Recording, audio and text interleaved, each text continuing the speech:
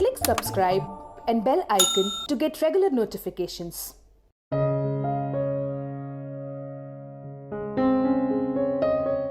am Dr. Jigandar Bhatt, consultant pulmonologist, Yashoda Hospital, Malapet. Today we will deal with some of nutritional aspect of patients and home isolation persons who are suffering or suspected COVID.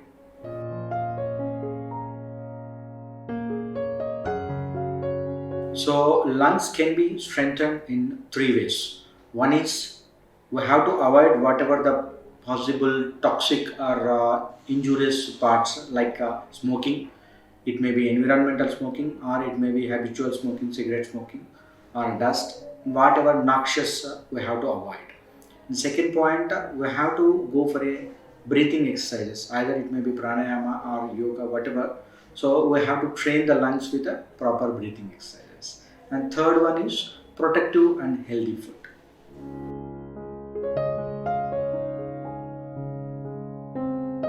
Yes, lungs has their own capacity to heal on its own, like a liver healing on its own. Lungs also has a capacity, particularly when there is alveolar damage. Right now, we are seeing so many COVID patients who are main primary target is lung with a pneumonia. In pneumonia, alveolar cells are affected. In that type 1, type 2, type 2 are main for this particular regrowth or repairing part of the lung alveolar epithelium. Similarly, there are so many phagocytes and all these mechanisms will cause results into the lung repair on its own, but it should be boosted by natural vitamins. Either it may be a supplement or it may be natural food intake. We have to give that particular nutritional support, then it will heals very fastly. Normally, smokers are having a damaged lungs because that healing capacity will be hampered.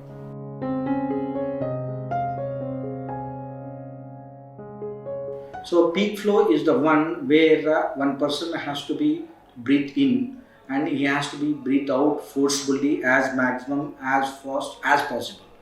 In that, it will be measured as a liters per minute, which is a common measure parameter in terms of for the patients who are suffering with the asthma. Most of the times, when the asthma persons, they will give a peak flow meter, PEFR, peak expiratory flow rate meter. That particular meter will be handheld and a simple device that will be measured and documented by each labeled or diagnosed patient of asthma. For best part of that particular instrument is it is not a costly one, and they can know their capacity each day with medicines, without medicines. There are three zones: red, yellow, and green zones. Green zone, it's a fully controlled asthma or healthy individuals, which is 80% above is the PEFR, and 50 to 80 is the cutoff for the yellow zone, which is under control, but it should be surveillance. We have to go with the doctors also, and treatment should be aggressive. When it comes to red zone, which is a more alarming, less than 30% of their capacity, it is a time to go hospitalize or address with a patient to his consult doctor, so that he will change the medication. So as a whole, this PEFR, peak expiratory flow rate or peak flow, is the one instrument which can monitor the efficacy of the treatment, their control of the disease, which is particularly useful in asthmatics.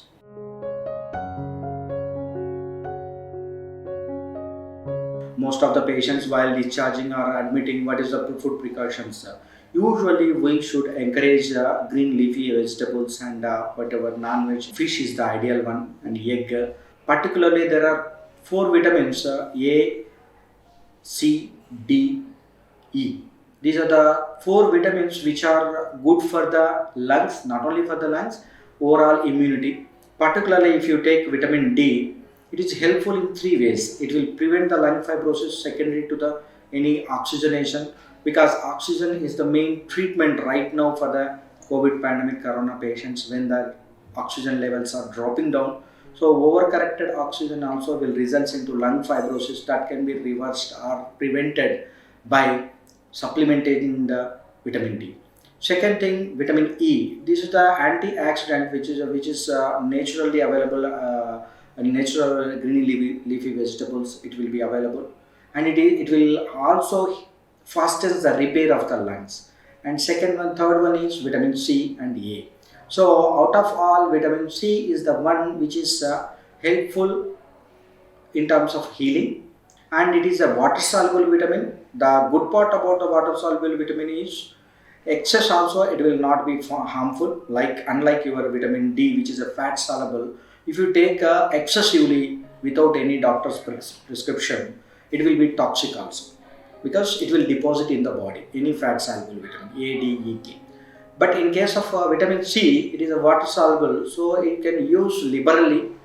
Particularly 25 milligrams is more per day required for smokers, because they have that particular immunity is low, repairing capacity of the lung is low, so they have to supplement it by the extra vitamin C per day.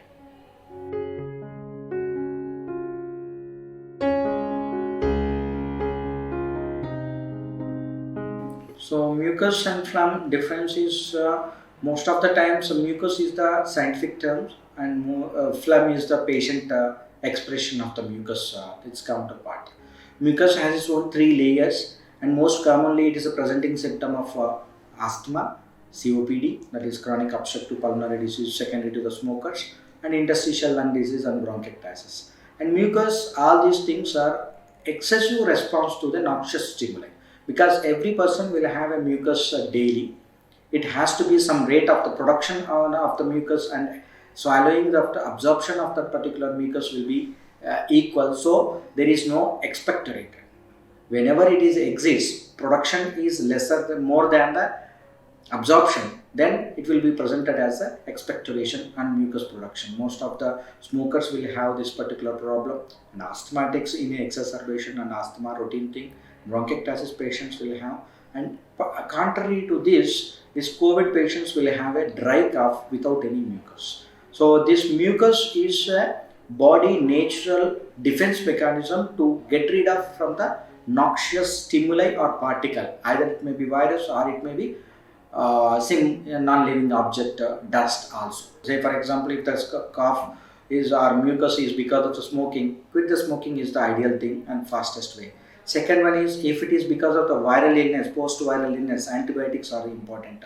Mucolytics like N-acetylcysteine and Mesna are important in terms of management with a prescription by the doctors. So proper hydration is also important to expel out the mucus naturally. When the hydration is poor, mucus is impacted and causing the permanent holes in the lung, that is called bronchiectasis, which is commonly seen in cystic fibrosis individuals. So mucus is the one which is natural defense mechanism. Excess production of the mucus is a feature of disease. Either it may be noxious or it may be particles, and it will be expelled out by addressing the cause.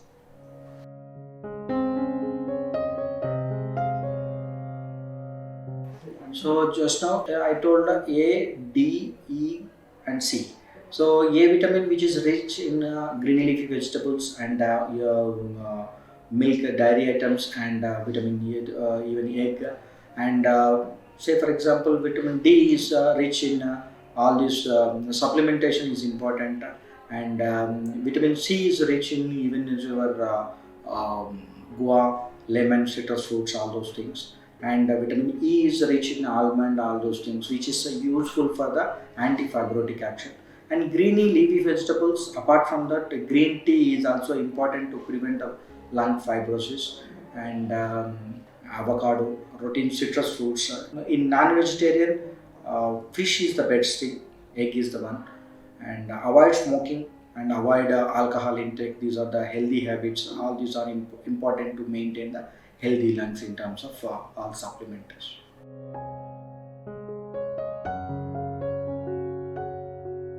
So lung wash is nothing but bronchoalveolar lavage is called in a layman terminology lung wash, and where you have to subject the lung underwent for that saline is one tube is inserted at the endoscopy, that is bronchoscopy it is called. So if you suspect any organism like tuberculosis, bacteria, anything, you will send some saline, at least 20 ml of normal saline into that channel and suck it out. and we will analyze that particular thing. That is called wash. It may be bronchoalveolar lavage, we will call it as, or bronchial wash also we will call it as, for the diagnostic purpose. Same thing can be useful for the therapeutic purpose in some diseases like alveolar proteinosis.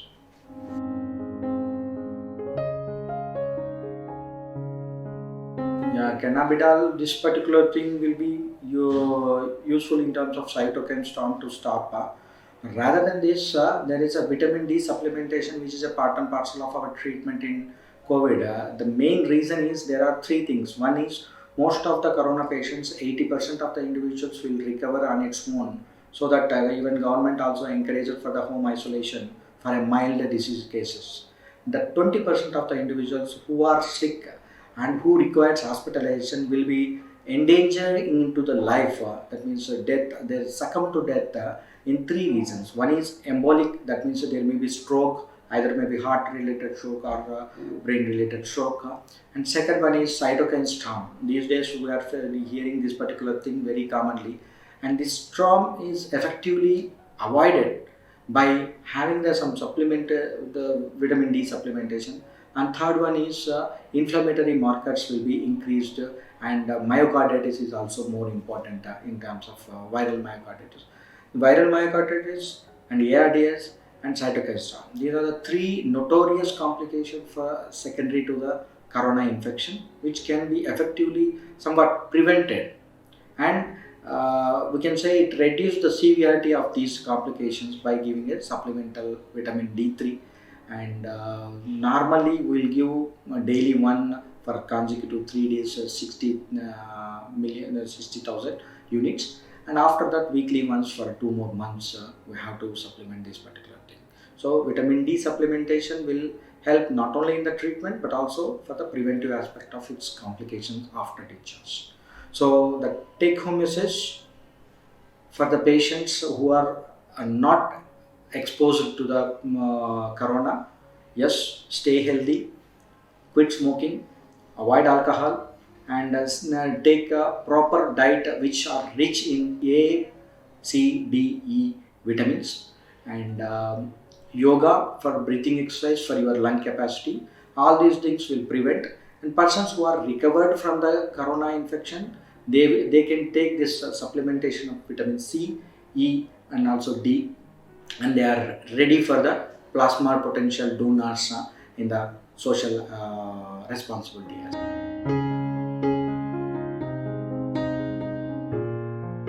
Yeah, this is a good question in terms of restoration of the lung function after recovery from the COVID infection or any other lung infection, particularly when they are going to the ARDS. ARDS is a severe lung infection which most of the times require ventilatory support. Adult respiratory or acute respiratory distress syndrome, that is called ARDS. So yes, the restoration is depend upon how severely lung is affected. Second, how effectively the treatment was given, and third one is how effectively that particular person recover from that, and what is the length of the period. If you length of the period in a hospital and exposure to the oxygenation is more, recovery is less because of the fibrosis is more. So oxygen toxicity resulted into the fibrosis. Most of the times it will not recover, but over a period of time, say for example more than 2 weeks or 6 weeks, it will take time to recover to normal. Though the function will recover first anatomically, and CT scan, follow-up CT scan, it will take time. So nowadays we are seeing so many COVID patients who are having most of the infections at the presentation. After 2 weeks they are getting into fibrotic state. So that is a most alarming finding, and that is the most dangerous aspect of the COVID, where you have to present to a doctor with a minimal symptoms, early phase of the disease, that will save you this particular irreversible fibrotic nature of the corona.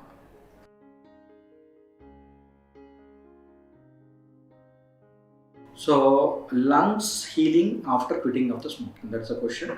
So yes, lungs can heal after quitting of the smoking, not immediately. It will take time, at least we can say 2 to 3 years is the minimum period to see the response, and 10 years is the maximum period to see the normal or near normal non-smokers capacity.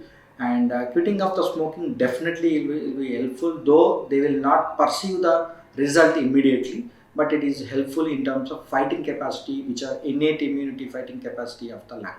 Because this corona has no single drug, proper drug, it revolves around the immunity. Your immunity is the main key.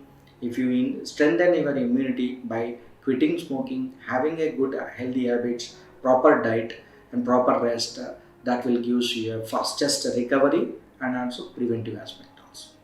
So, take home message for the community. Yes, we are not still reached the peak of at least in India. We are reaching that particular peak stage, not yet. And don't think the corona incidence is totally decreased and unlock is not totally safe. You still follow all sanitization precautions, wearing a mask, and having all these good healthy habits in terms of quitting of the smoking, quitting of the alcohol. Gathering has to be avoided. This is the most important thing. And third one is high healthy food habits. This will help you to prevent the COVID infection. If you get the infection, to prevent the complications. If you get the complications and recovered, to prevent the reinfection. Thank you.